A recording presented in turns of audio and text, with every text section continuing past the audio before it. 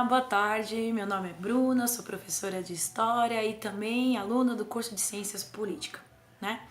Eu gostaria de compartilhar um pouco, né, sobre a história do Brasil com vocês, porque assim, a parte da história que eu acho mais significativa e mais importante, né? Todo o contexto político e econômico, a evolução política da história do Brasil. Então, a partir disso, eu escolhi um tema para começar. E eu começo pela crise do Antigo Regime, né? Que é um período do século XVIII, onde houveram assim, várias transformações sociais, econômicas e políticas no mundo, né? Principalmente o nosso foco é a Europa e que tem influência direta na história do processo político do Brasil. Então a gente precisa começar a entender um pouquinho a cabeça desse homem que surge a partir do século XVIII.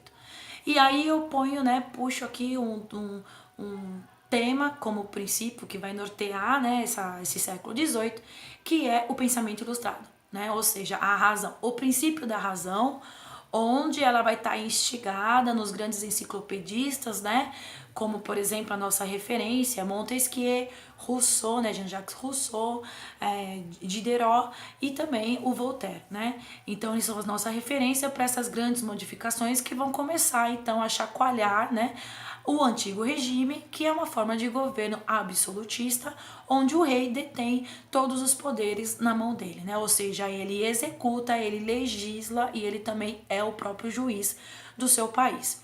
E há uma configuração importante no contexto social, que é a questão de um súdito, né, que vai, ou seja, morrer para nascer agora um novo cidadão, né, um cidadão que vai ser norteado por essa razão e que também vai ter os seus direitos e garantias de liberdade individual, de felicidade e também de participação política no seu próprio país, né. Então, o que é a razão? O que é esse princípio da razão? Essa razão é através dela, né, que esses homens vão chegar às leis naturais que regem a sociedade, ou seja, não vão mais atribuir a qualquer forma divina ou a único homem, né, essas leis, né, vão compor então, né, no campo sociopolítico um pensamento liberal. Então, o liberalismo é algo que vai assim nortear todo esse momento histórico do século XVIII e vai vir à tona aí para o século XIX até a entrada do século XX, né? E esse liberalismo ele vai ter diferentes matizes, tá? Ou seja, ele tem diferentes matizes, diferentes interpretações, mas ele tem um fundo em comum. E esse fundo em comum é nada mais nada menos do que a história humana, ela tende ao progresso, né?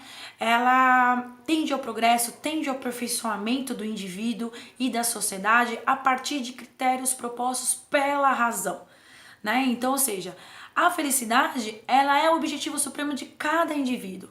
Então, a liberdade do indivíduo, o amplo desenvolvimento do indivíduo, né? E a partir dessa individualidade é que vai surgir então várias tendências, né, ideológicas no pensamento político, no pensamento econômico e no pensamento social. Então, no plano econômico, a gente tem assim uma questão da visão extremada. Uma visão extremada, ou seja, o Estado não pode interferir na economia, né?